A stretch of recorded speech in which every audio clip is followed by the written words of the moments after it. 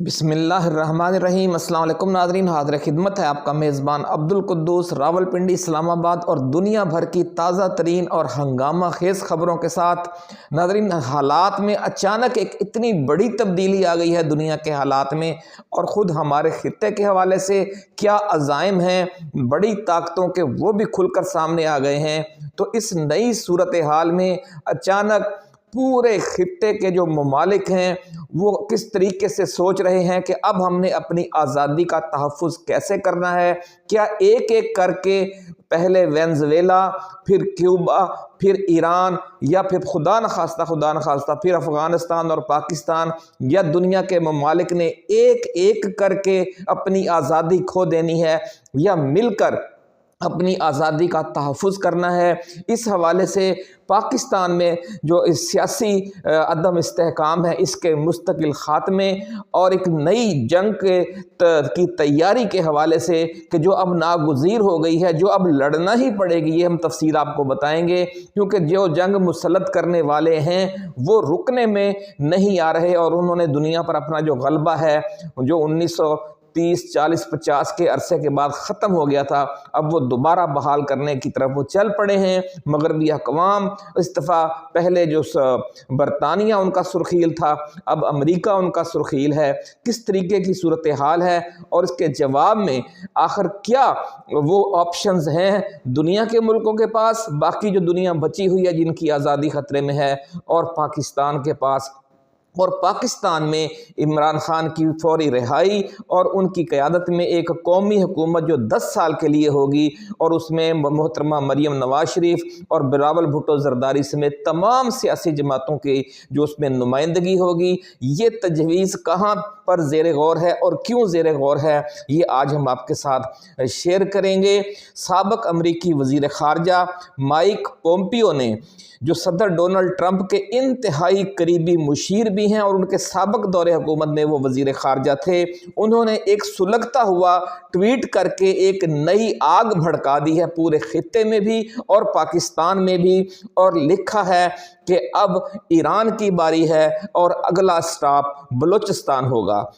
ناظرین کرام، امریکی اسٹیبلشمنٹ، پینٹاگون کے تھنک ٹینک اور CIA حکام اب واضح اشارے دے رہے ہیں کہ وینزویلا کے بعد اگلا نمبر ایران کا ہے، پھر بلوچستان کا ہے، اور پھر کیوبا کی باری آئے گی۔ دوسری طرف روس اور چین اس صورتحال پر سخت ششدر ہیں، کیونکہ انہیں وینزویلا پر اس طرح کے امریکی حملے کی بالکل توقع نہیں تھی، کیونکہ وینزویلا کی طرف سے امریکہ کے خلاف کسی قسم کی جارحیت، کسی قسم کی تخریبی سرگرمی، کسی قسم کی پروکسی وار کا، یا کسی بھی قسم کے عالمی اتحاد میں، عالمی عسکری اتحاد میں جو امریکہ کا مخالف ہو، اس میں شامل ہونے کا وینزویلا کا کوئی ارادہ نہیں تھا۔ اس کے باوجود اسے جارحیت کا نشانہ بنایا گیا ہے۔ بس یوں سمجھ لیں کہ جس طرح دنیا کو اس بات کی بالکل توقع نہیں تھی کہ اسرائیل غزہ میں اتنی زیادہ قیامت ڈھائے گا کہ پورے غزہ کو ملیا میٹ کر دے گا، 1 لاکھ کے قریب جو انسان ہیں وہ انہیں شہید کر دے گا، 2.5-3 لاکھ کو زخمی کر دے گا، 20 لاکھ کو بے گھر کر دے گا، اتنے ظلم و ستم کی کسی کو توقع نہیں تھی۔ اور جنوبی لبنان اور ایران ایسے جان لیوا اور خوفناک حملوں کا سامنا کریں گے اسرائیل کی طرف سے، یہ بھی کسی کو توقع نہیں تھی۔ اور اس غیر متوقع فوجی جو ان کی ایک سلسلہ تھا حملوں کا، جارحیت کا، اس نے خطے میں ایران کی پراکسیز کو بالکل ہی ملیا میٹ کر کے رکھ دیا ہے، اور یہی معاملہ اب وینزویلا کا ہوا ہے۔ آج کی ویڈیو میں ناظرین ہم عالمی عسکری ماہرین کی وہ ایکسکلوسیو رپورٹس آپ کے ساتھ شیئر کریں گے کہ کیا روس اور چین وینزویلا، کیوبا اور ایران کو بچانے کے لیے بر وقت تیسری عالمی جنگ کا خطرہ مول لیں گے، یا ہمیشہ کی طرح صرف زبانی جمع خرچ سے کام لیں گے، اور اگر امریکہ اور اسرائیل کو اس طرح دنیا کے چھوٹے اور کمزور ممالک کو ایک ایک کر کے ہڑپ کرنے سے نہ روکا گیا تو پھر چین کی اس عظیم صنعتی پیداوار، معاشی ترقی اور ریل اسٹیٹ سیکٹر کا جو انسانی تاریخ کی سب سے زیادہ तरक्की याफ्ता शक्ल है उसको फिर किस शदीद मंदी का सामना करना पड़ेगा, और ये जो इंतहा दर्जे की पैदावार है और जो बहुत बड़ी एक सनती एम्पायर है, वो अपनी इस पैदावार और इस सनती एम्पायर के बोझ तले खुद ही चीन दफन हो जाएगा, क्योंकि फिर मार्केटें जो हैं वो तो अमेरिका के कंट्रोल में होंगी, गन पॉइंट पर, बंदूक के जोर पर। इस तनाजुर में कहा यह जा रहा है कि अमेरिका और इसराइल को रूस और चीन के इत्तेहादी ममालिक को हड़प करने से रोकना अब चीनी सदर शी जिनपिंग और रूसी सदर व्लादिमीर पुतिन की एक मजबूरी बन चुका है। अगर वो ये करते हैं तो ठीक है, वगरना उनका हशर भी ईरान वाला होगा। वो कैसे होगा, ये तफसील भी आज हम आपके लिए लेकर आए हैं। उन्हें हरकत में अब आना ही पड़ेगा, और अगर वो वेनेजुएला, क्यूबा और ईरान को अमेरिका से बचाने के लिए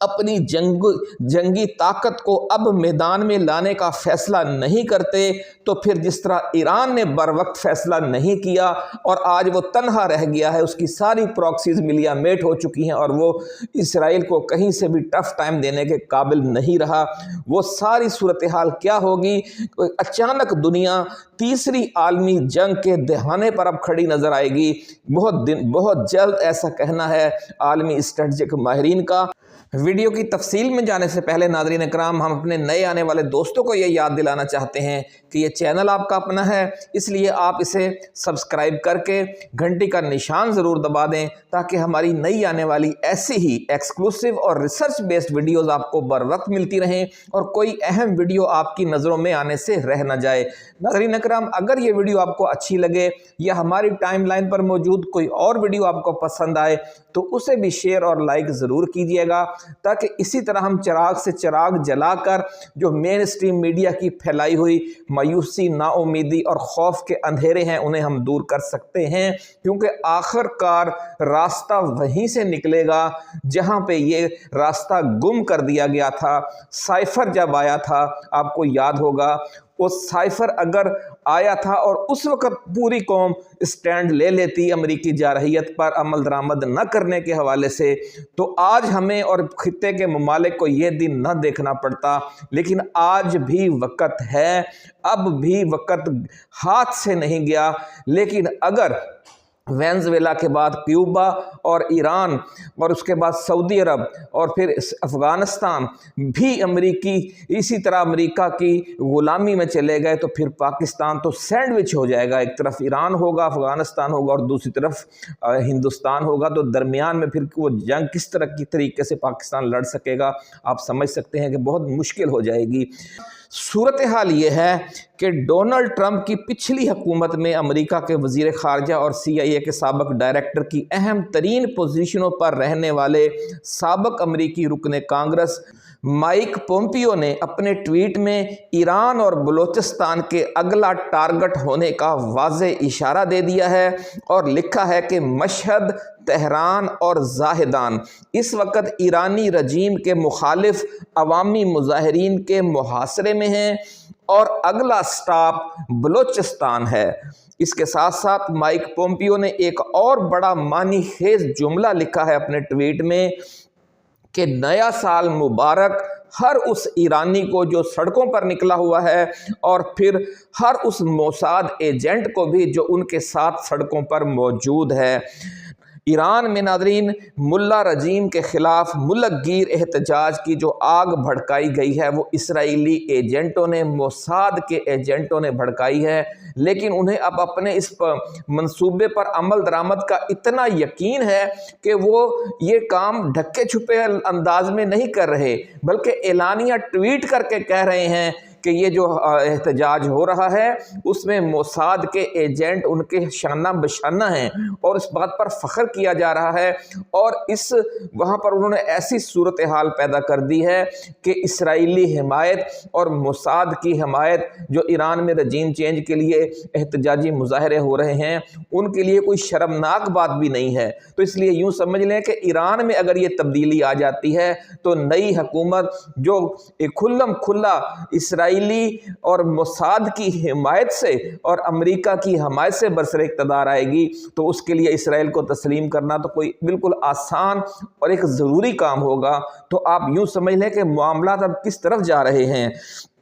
عالمی جو دفاعی مبصرین ہیں ان کا کہنا ہے کہ امریکی حکام اور تھنک ٹینکس کی طرف سے ایران کے خلاف آپریشن کے دوران زاہدان اور بلوچستان کا جو یہ ذکر ہے یہ یوں ہی نہیں کیا جا رہا، یہ ایک پورے گریٹر بلوچستان پلان کا حصہ ہے جس میں پہلے مرحلے میں ایرانی بلوچستان میں وار لارڈز کی ایک نیم آزاد ریاست قائم کی جائے گی، جس طرح کی چھوٹی چھوٹی آزاد ریاستیں عراق اور شام کے کرد علاقوں میں قائم کی گئی تھیں،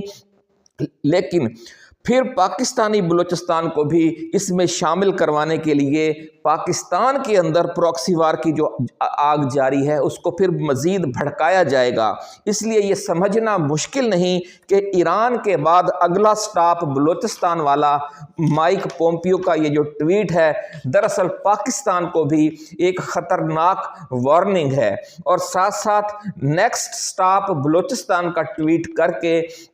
امریکہ کے سابق وزیر خارجہ نے بلوچستان میں سرگرم فتنہ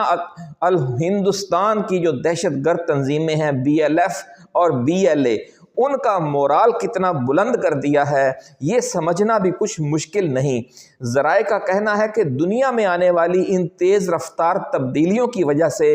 ماسکو سے بیجنگ اور تہران سے اسلام آباد تک ایک بھونچال کی کیفیت ہے، اور عالمی دفاعی ماہرین کا کہنا ہے کہ 2026 میں تیسری عالمی جنگ اب ناگزیر نظر آ رہی ہے۔ اب سوال یہ نہیں کہ روس اور چین کو تیسری عالمی جنگ لڑنا پڑے گی یا نہیں، بلکہ اب سوال یہ ہے کہ روس اور چین نے اب یہ فیصلہ خود کرنا ہے کہ انہوں نے تیسری عالمی جنگ دنیا میں تنہا رہ جانے کے بعد اس وقت لڑنی ہے کہ جب اس کے تمام دوست ممالک ایک ایک کر کے امریکہ اور نیٹو ممالک ہڑپ کر چکے ہوں گے، یا پھر انہیں یہ تیسری عالمی جنگ آج اور اسی وقت